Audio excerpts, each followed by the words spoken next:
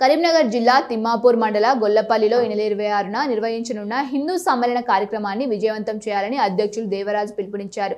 గొల్లపల్లి గ్రామంలోని హనుమాన్ ఆలయ ఆవరణలో అందుకు సంబంధించిన పోస్టర్ను ఆవిష్కరించారు. ఈ సందర్భంగా వారు మాట్లాడుతూ హిందువుగా జీవించు, హిందువుగానే గర్వించు, గడప లోపల కులం, గడప దాటితే హిందువులమనే నినాదం ముందుకు తీసుకువెళ్లారు.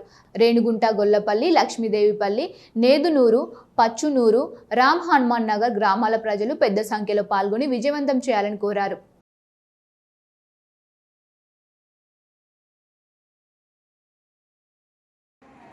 రేణుగుంట గ్రామంలో హిందూ సమ్మేళన సభను నిర్వహించడం జరిగింది. గొల్లపల్లిలో 7 గ్రామాల ప్రజలు అధిక సంఖ్యలో పాల్గొని విజయవంతం చేయాలని కోరుచున్నాను. 26 ఆదివారం రోజున పోస్టర్ ఆవిష్కరణ చేయడం జరిగింది.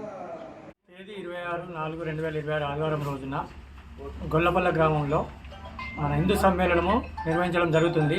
ఇటు సమావేశంలో రేణుకుంట ఉపమండలం గ్రామాలైనటువంటి రేణుకుంట, గొల్లపల్లి, లక్ష్మీదేవిపల్లి, నేదునూరు, రామన్మనగర్, పచ్చునూరు, జోగుల గ్రామాల ప్రజలు పెద్ద ఎత్తున హాజరై ఇటు సమ్మేళనం విజయవంతం చేయగలరని మా యొక్క మనవి.